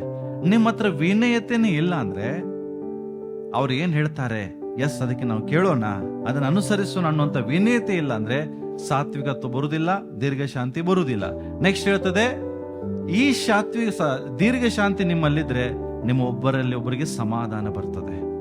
ರೋಮಾಪುರ 12:18 ಹೇಳ್ತದೆ, ಏನ್ ಬರ್ತದೆ? ಸಮಾಧಾನ. ನೋಡ್ರಿ, ಎಲ್ಲರಲ್ಲಿ ಒಬ್ಬರಿಗೊಬ್ಬರು ಅನ್ನುವಂತ ಪದಗಳೇ ಇದೆ. ಎಲ್ಲರ ಸಂಗಡ, ಒಬ್ಬರ ಸಂಗಡ ಅಷ್ಟೇನಾ? ಹೆಂಡತಿ ಜೊತೆ ಅಷ್ಟ ಸಮಾಧಾನ, ಉಳಿದವ್ರ ಜೊತೆಗೆ ಹಂಗಿದೆಯಾ? ನೋ. ನೀನು ಹೆಂಡತಿ ಜೊತೆಗೆ ಎಷ್ಟು ಸಮಾಧಾನದಿಂದಿರ್ತೀಯೋ ಹಂಗೆ ಸಭೆಯಲ್ಲಿ, ಗಂಡನ ಜೊತೆಗೆ ಸಮಾಧಾನದಿರ್ತೀಯೋ ಹಂಗೆ ಮನೆಯಲ್ಲಿ, ತಾಯಿ ಜೊತೆಗೆ ಸಮಾಧಾನದಿರ್ತೀಯೋ ಹಂಗೆ ಅತ್ತೆ ಜೊತೆಗೆ ಇರಬೇಕು, ಅತ್ತೆ ಜೊತೆಗೆ ಹೆಂಗೆ ಸಮಾಧಾನದಿರ್ತೀಯೋ ಹಂಗೆ ತಾಯಿ ಜೊತೆಗಿರು. ನಿನ್ನ ದೇವರು ಕರೆದದ್ದೇ ಸಮಾಧಾನದಿಂದ ಇರ್ರಿ. ಎಲ್ಲರ ಸಂಗಡ ಸಮಾಧಾನ ಹಾಳು ಮಾಡುವಂತ ಕಾರ್ಯಗಳು ಬರ್ತದೆ, ನೀನ್ ಸಮಾಧಾನ ಕಳ್ಕೊಳ್ಬೇಡ. ನಿನ್ನಲ್ಲಿ ವಿನಯತೆ ಇರ್ಲಿ. ವಿನಯತೆ ಅಂದ್ರೆ ಏನು? ನಿಮಗೇನೋ ಒಂದು ಕೆಲಸ ಹೇಳ್ತಾರೆ ಮನೆಯಲ್ಲಿ, ನಿಮ್ ಕೆಲಸ ಅವಾಗ ಏನ್ ಮಾಡ್ಬೇಕು? ನೀವು ಗಂಡ ಬರ್ತಾನೆ, ಒಂದ್ ಗ್ಲಾಸ್ ಮಜ್ಜಿಗೆ ಮಾಡ್ಕೊಂಬ, ನೀವೇನ್ ಮಾಡ್ಬೇಕು? ಅಲ್ಲಿದೆ ಮಾಡ್ಕೊಂಡು ಕುಡಿ. ಇದೇನು? ಇದು ವಿನಯತೆನಾ? ಸಬ್ಮಿಟಾ? ನೋ, ಇದಕ್ಕೆ ವಿನಯತೆ ಅನ್ನೋದಿಲ್ಲ. ಅವರು ಹೇಳುವ ಕಾರ್ಯಗಳನ್ನ ನೀವು ಮಾಡುವಾಗ. ಈಗ ಹೆಂಡತಿನೂ ಬರ್ತಾಳೆ, ಗಂಡೆಗೆ ಒಂದು ಗ್ಲಾಸ್ ನೀರು ಕೊಡಂತಾಳೆ. ಅವಾಗ ಗಂಡ ಏನ್ ಹೇಳ್ಬೇಕು? ನಾನ್ ಮಾಡ್ಬೇಕಾ? ನಿಂಗೆ ನಾನು ಕೊಡ್ಬೇಕಾ? ಹೋಗ್ ಒಳಗ್ ಕೊಡ ಕುಡಿ ಅಂತ. ಒಬ್ಬರೇ ವಿನಯ ಅಲ್ಲ ರೀ, ನೀವು ಆಗ್ರಿ. ಅರ್ಥ ಆಗ್ತದೆ? ಸಬ್ಮಿಟ್ ಒನ್ ಅನದರ್ ಅಂದ್ರೆ ಗಂಡ ಹೆಂಡತಿಗೆ ಅಷ್ಟೇ, ಹೆಂಡತಿ ಗಂಡಗೆ ಅಷ್ಟೇ ಅಲ್ಲ, ಒನ್ ಅನದರ್, ಒಬ್ಬರಿಗೆ ಒಬ್ಬರು ವಿನಯತೆ, ಒಬ್ಬರಿಗೊಬ್ಬರು ಸಮಾಧಾನ, ಒಬ್ಬರಿಗೊಬ್ಬರು ದೀರ್ಘ ಶಾಂತಿ, ಎರಡೂ ಕಡೆಯಿಂದ ಬರಬೇಕು ವಿನಯತೆ. ಅಂದಾಗ ಅಲ್ಲಿ ಅನ್ಯೋನ್ಯತೆ ಬರ್ತದೆ, ಅಲ್ಲಿ ಪ್ರೀತಿ ಬರ್ತದೆ. ಅರ್ಥ ಆಗ್ತದೆ? ಇವೆಲ್ಲ ಕಾರ್ಯಗಳು ನಿಮ್ಮಲ್ಲಿರ್ಬೇಕಂತ ಇವತ್ತು ದೇವರು ಭಾಳ ಇದೆ ಹೇಳಲಿಕ್ಕೆ. ಅದಕ್ಕೆ ಒಂದು ವಾರ ಸಾಕಾಗೋದಿಲ್ಲ, ಇನ್ನು ನೆಕ್ಸ್ಟ್ ವಾರ ಇದೆ. ಮತ್ತೆ ಇನ್ನು ಏನೇನ್ ಮಾಡ್ಬೇಕನ್ನುವಂಥದ್ದು ಬರೀ ನೀವು ಕೇಳಿದ್ದು ಬರೀ 40%, ಇನ್ನು 60% ಇದೆ. ಒಬ್ಬರಿಗೊಬ್ರು ಏನ್ ಮಾಡಬೇಕು? ಲಾಸ್ಟ್ ಇದು receive one another with hospitality. ಒಬ್ಬರಿಗೊಬ್ಬರು ಅತಿಥಿ ಸತ್ಕಾರ ಮಾಡ್ರಿ. ಏನ್ ಮಾಡ್ರಿ? ಯಾಕೆ ಬಂದಿ ಅಂತ ಕೇಳ್ಬೇಡ್ರಿ. ಯಾರಾದ್ರೂ ನಿಮ್ಮ ಮನೆಗೆ ಬಂದ್ರೆ ಯಾಕೆ ಬಂದ್ರಿ ಹಿಂಗ್ ಕೇಳಿದ್ರೆ ಏನಾಯ್ತು ಹೇಳ್ರಿ? ಅತಿಥಿ ಸತ್ಕಾರ ಮಾಡ್ದಂಗ ಆಯ್ತಾ? ನಾವೊಂದ್ಸರಿ ಹೋಗ್ಬಿಟ್ಟು ಹೇಳ್ದೆ ಯಾರ್ದೊಬ್ಬರು ವಿಶ್ವಾಸ, ನೀವ್ ಯಾಕೆ ಬಂದ್ರಿ ಹಿಂಗೆ ಕೇಳ್ಬಿಟ್ರೆ ನಮಗೆ ವಿಶ್ವಾಸಿಯರು ಮನೆಗೆ ಹೋದಾಗ ನೀವ್ ಯಾಕೆ ಮನೆಗೆ ಬಂದ್ರಿ ಅಂದ್ಬಿಟ್ರು, ಏನ್ ಹೇಳ್ತೀರಿ ಅವಾಗ? ಸಾರಿ ರೀ, ನಾವು ಬಂದಿದ್ದು ತಪ್ಪಾಯ್ತು, ದೇವರು ನಿಮ್ಮನ್ನ ಆಶೀರ್ವದಿಸಿಲ್ಲ ಅಂತೇಳಿ ವಾಪಸ್ ಬಂದ್ವಿ. ಯಾಕೆ? ಅವ್ರಿಗೆ ನಾವು ಹೋಗಿದ್ದೆ ಅದಕ್ಕೆ ಏನೋ ಗೊತ್ತಿಲ್ಲ, ಇವ್ರ ಮನೇಲಿ ಸಮಸ್ಯೆ ಇದೆ, ಪ್ರೇಯರ್ ಮಾಡೋಣ. ಇದು ಇವಾಗಿಂದಲ್ಲ, ಒಂದು 5-6 ವರ್ಷ ಹಿಂದಿನ ಸ್ಟೋರಿ ಹೇಳ್ತಿದ್ದೆ. ಬಟ್ ಈಗ ಯಾರು ಹಂಗೆ ಮಾಡಲ್ಲ. ಮಾಡ್ತೀರಾ? ಸರ್ಪ್ರೈಸ್ ಆಗಿ ನಿಮ್ಮ ಮನೆಗೆ ಬಂದ್ಬಿಟ್ರೆ ಯಾಕೆ ಬಂದ್ರಿ ಫಸ್ಟ್ರೆ ಫೋನ್ ಮಾಡ್ಬೇಕಿತ್ತಲ್ಲ, ಹೇಳ್ತೀರಾ? ನಾವು ಹೋಗ್ಲಿ, ಬೇರೆ ಯಾರು ಬಂದ್ರೆ ಕೇಳ್ತೀರ? ಹಂಗೆ ಏನಿದೆ ನೋಡ್ರಿ, ಸೇಮ್ ಮತ್ತೆ ಅಲ್ಲೇ ಬಂದ್ ನೋಡ್ರಿ. 1 ಪೇತ್ರ 4:9 ಗುಣಗುಟ್ಟದೆ. ಏನಿದು ಗುಣಗುಟ್ಟದೆ ಹೇಳ್ರಿ?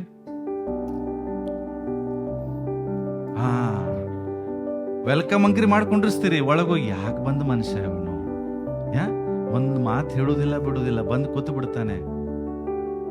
ಹಿಂಗೆ ಅತಿಥಿ ಸತ್ಕಾರ ಮಾಡಬೇಡ್ರಿ. ಮಾಡಿದ್ರೆ ಸರಿ ಮಾಡ್ರಿ, ಇಲ್ಲಾಂದ್ರೆ ಮಾಡ್ಲೇಬೇಡ್ರಿ ಅಂತ ಹೇಳ್ತಾರೆ. ಅವ್ರನ್ನ ಗೆಸ್ಟ್ ಕುಂಡ್ರಿಸಿ ಅಡಿಗೆ ಮನೇಲಿ ಹೋಗಿ ಗುಣಗುಟ್ಬಿಡುದು. ಈಗ ಯಾಕಾರ ಬಂದ ಮನುಷ್ಯ, ಈ ತರ ಮಾಡಬೇಡ್ರಿ. ಯಾರೇ ಬರ್ಲಿ, ನಿಮ್ಮ ಮನೆಗೆ ಯಾರೇ ಬರ್ಲಿ, ಒಬ್ಬರನ್ನೊಬ್ಬರು ಗೌರವಿಸ್ರಿ. ನಿಮ್ಮ ಗೌರವ ಅತಿಥಿ ಸತ್ಕಾರದಲ್ಲಿ ತೋರಿಸ್ರಿ. ಓಕೆ, ನೆಕ್ಸ್ಟ್ ಇಬ್ರಿ 13:2 ಹೇಳ್ತದೆ, ಅತಿಥಿ ಸತ್ಕಾರ ಮಾಡೋದನ್ನ ಮರೆಯಬೇಡ್ರಿ. ಅದನ್ನ ಮಾಡುವಲ್ಲಿ ಕೆಲವರು ತಿಳಿಯದೆ ದೇವರು ದೂತರನ್ನು ಸಹ ಸತ್ಕರಿಸಿದ್ದಾರೆ. ನಿಮಗೆ ಗೊತ್ತಾ, ಒಬ್ಬ ದೇವ ಮನುಷ್ಯ ನಿಮ್ಮಲ್ಲಿ ಮನೆಗೆ ಬರೋದು ಎಷ್ಟು ಆಶೀರ್ವಾದ ಅಂತ? ನಿಮಗೆ ಗೊತ್ತಿಲ್ಲ, ಕೆಲವು ಸಾರಿ ದೇವ ಮನುಷ್ಯನ ರೂಪದಲ್ಲಿ ದೇವದೂತ ಬಂದಿರ್ತಾನೆ. ಎಷ್ಟೋ ಸಾರಿ ನೀವು ಗುಣಗುಟ್ಟಿ ಆಶೀರ್ವಾದ ಕಳ್ಕೊಂಡಿರ್ತೀರಿ. ಎಷ್ಟು ಗುಣಗುಡ್ತಿರೋ ಅಷ್ಟು ಆಶೀರ್ವಾದ ಹೊರಟೋಗ್ತದೆ ನಿಮ್ಮಿಂದ. ಸೇಮ್ ಸ್ಟೋರಿ ಅಬ್ರಾಹ್ಮನ ಜೀವಿತದಲ್ಲಿ ಆಯ್ತು. ಅಬ್ರಾಹ್ಮನಿಗೆ ದೇವದೂತರು, ದೇವರೇ ಬಂದ್ರು ಮನುಷ್ಯನ ರೂಪದಲ್ಲಿ. ಅವನೆಷ್ಟು ಪ್ರೀತಿಯಿಂದ ಅವ್ರನ್ನ ಸತ್ಕರಿಸಿದ ಗೊತ್ತಾ? ಅವ್ರಿಗೆ ಹೇಳ್ದ, ಊಟ ಮಾಡ್ರಿ, ಹಾಗೆ ಹೋಗ್ಬೇಡ್ರಿ ಅಂತ ಹೇಳಿ ಚೊಚ್ಚಲ ಒಂದು ಒಳ್ಳೆ ಕರುವನ್ನ ತಗೊಂಡು ಅವರಿಗೋಸ್ಕರ ಒಂದು ಒಳ್ಳೆ ಭೋಜನ ರೆಡಿ ಮಾಡಿ ಊಟ ಮಾಡಿಸದ. ಎಷ್ಟು ಪ್ರೀತಿಯಿಂದ ಅತಿಥಿ ಸತ್ಕಾರ ಮಾಡ್ದ.